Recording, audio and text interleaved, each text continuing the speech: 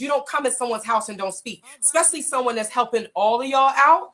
Chanel, you did this. So I'm letting all the cans out the bag.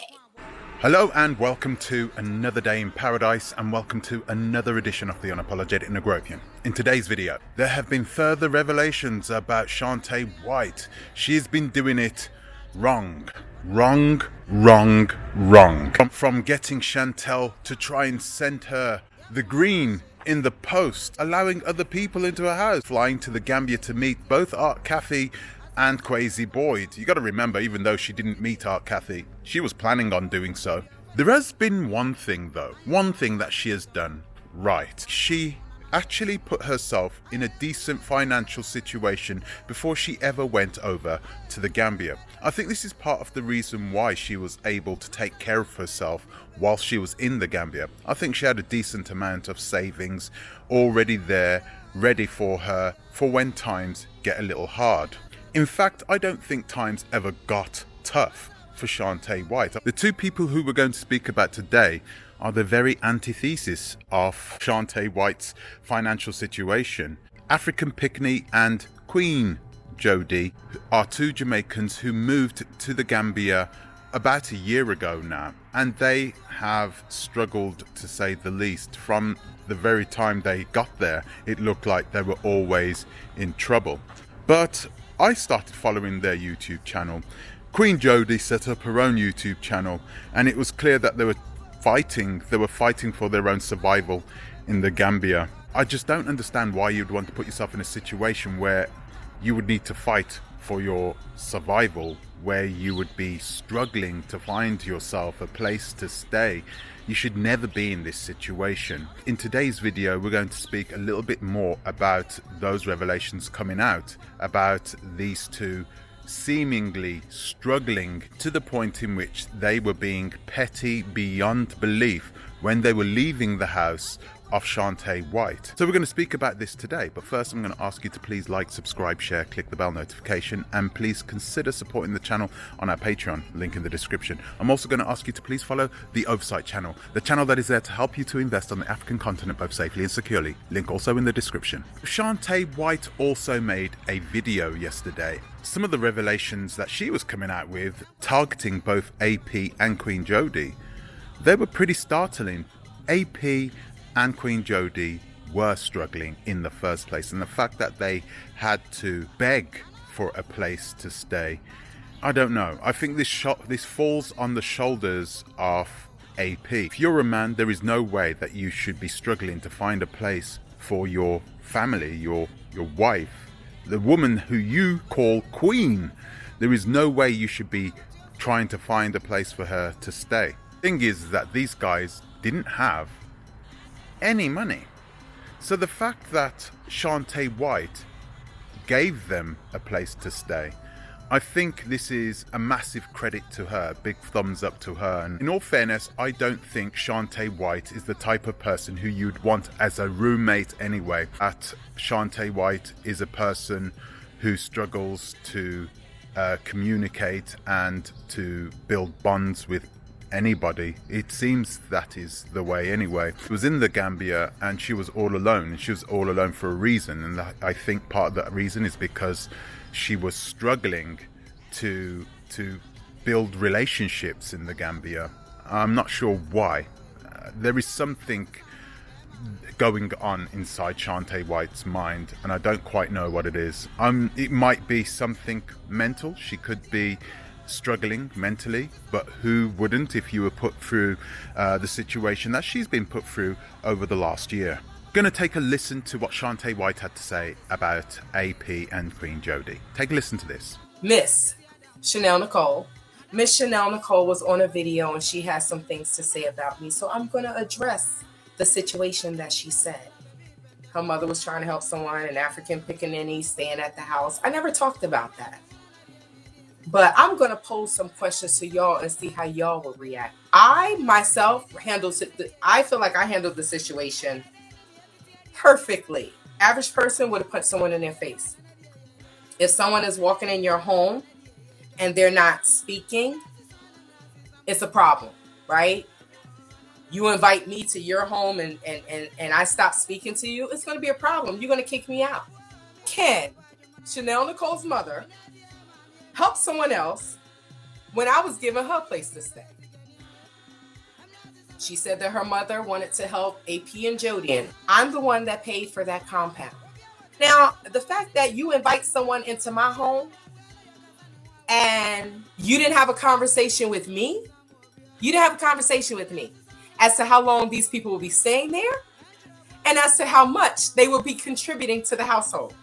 None of this would have came out if Chanel didn't run her mouth. So she ran her mouth. This is another story that I can put behind me in 2021.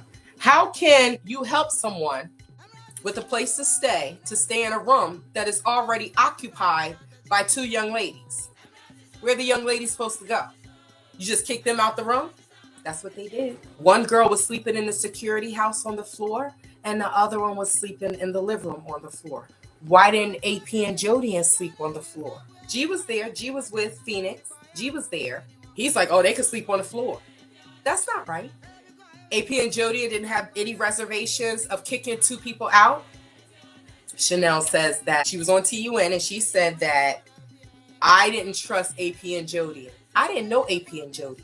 The time, let me just explain something. When people come there and you rent a place, most of the time you don't have the necessary things to clean. The brooms, the mops, the rags, the washcloths, whatever. You don't have the buckets. You don't have those things to clean, right? So they were talking about being able to produce those things, having a warehouse and, sell those things to people that come from the West. So they would be able to have things to clean. Now, great idea, but you're not going to use my place as a storage. And I told her that. I said, well, look, we're all in a dining room, sitting at the table. And I think I was standing or sitting, I'm not sure. But I was like, y'all don't know. Me and Phoenix had a conversation about me monetizing this property, right? I lost enough money. So I have this beautiful place that I'm staying in. I'm going to monetize the property. And I'm looking right at Phoenix for that. That's when things started changing. I wasn't going to sugarcoat anything because she was like, we could start putting brooms here. And I was like, no, girl, the landlord he's a butthole. I said, no, his wife comes over. We cannot do this as a storage. I guess they didn't like that. So time goes on, right? Next thing I know, they're not speaking to me in my place. My place. You're not speaking to me? That for me is really strange. The fact that these two felt like they could come with attitude to a house in which they weren't paying to stay, showing a little bit of animosity towards a person who has granted you a place to stay, is ridiculous. I don't understand where it comes from. Maybe it's a Jamaican thing. We do have it in our blood to be that way, even when really we have no position to do something like that. They should have really bit their tongue and focused on using Shauntay White's place as a place for them to put their heads down and then go out during the day and focus on building something. But they didn't do this. It's really weird. I wouldn't have even left Jamaica if I was in their situation. Yeah, there are a lot of people who are leaving the diaspora simply because it is expensive.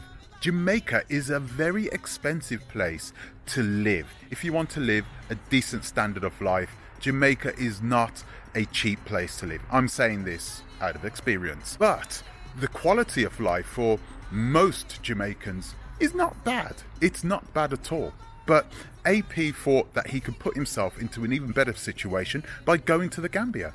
This was not the case. Clearly, they were struggling from day one. And this teaches us one thing. You should always have the financial means to back yourself up when things go wrong in the Gambia. You should always hope for the best, but plan for the worst. I think it's time for African Pikney and Jodie to reevaluate their situation in the Gambia. I think it was time a year ago when they first got there. They should have thought about it before they got there. And guys, please, you should see this as a case study in what not to do in terms of finances. You should not go to Gambia if you don't have enough money to survive. You should be able to relax and do nothing for 6 months. That's what you should financially plan for. But the reality is you need to plan to hit the ground running as soon as you get to the Gambia. You don't want to put yourself in a position where you don't have the financial support to support yourselves and support your family if you go to Africa. Africa is the worst place for that to happen.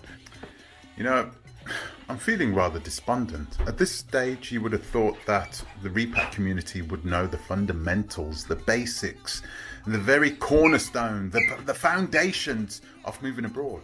I shouldn't have to make a video about that.